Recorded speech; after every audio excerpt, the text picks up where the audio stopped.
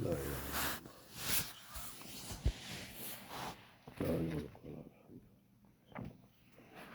لا إله إلا الله. الحمد لله والصلاة والسلام على رسول الله. وبعد.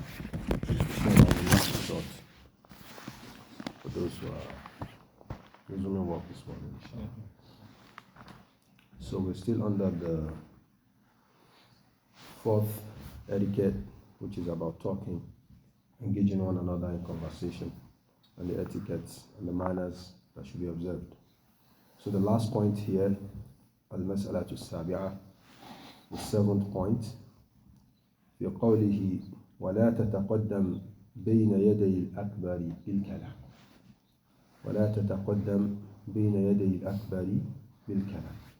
Which simply means that a person should not advance speech in front of the elders. And this is something that Allah subhanahu wa ta'ala also talked about in the Quran. يَا أَيُّهَا الَّذِينَ آمَنُوا لَا تُقَدِّمُوا بَيْنَ يَدَيِ اللَّهِ وَرَسُولِهِ. He also says, يَا أَيُّهَا الَّذِينَ آمَنُوا لَا تَرْفَعُوا أَصْوَاتَكُمْ فَوْقَ صَوْتِ النَّبِيِّ. So there is, of course, Allah Azza wa Jal has the most honor when it comes to speech. And what does it mean to precede Allah in speech? Is what Allah said in the Quran, وَمَا كَانَ لِمُؤْمِنٍ وَلَا مُؤْمِنَةٍ إِذَا قَضَى اللَّهُ وَرَسُولُهُ أَمْرًا أَنْ يَكُونَ لَهُمُ الْخِيَرَةُ مِنْ أَمْرِهِمْ. If Allah and His Messenger decree a matter and the person comes and says, I have an opinion, or after Allah has decided, he says, oh, I don't think that really makes sense. So this is like preceding Allah, in kalam. So obviously the Prophet Muhammad is next, the companions, etc. And then our parents. And then after our parents, then elders generally. Elders generally. As you know that the Prophet he said that the aunts bimanzilatil that our aunts, for instance, they have the same position like our mothers. So we should also respect them.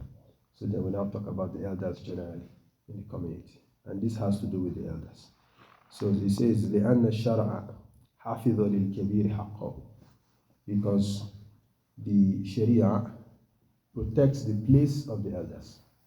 Unfortunately, that is something that is lost in North America. Both 80-year-old and 8-year-old, they will sit down and they will call themselves Jack, John, Bill, etc. And they will talk like as if they were peers.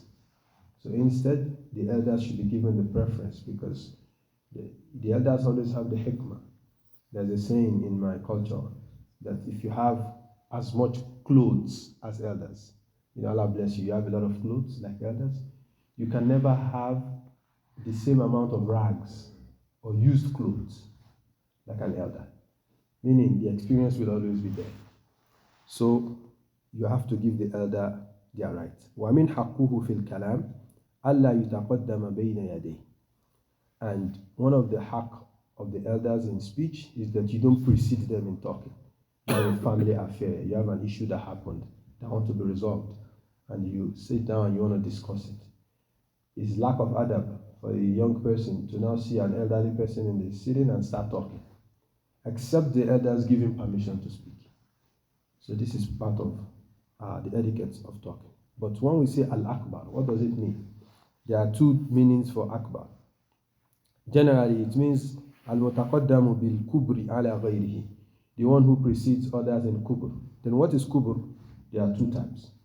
The first one, kubru aqdarin كالرئاسة والعلم وغيرهما.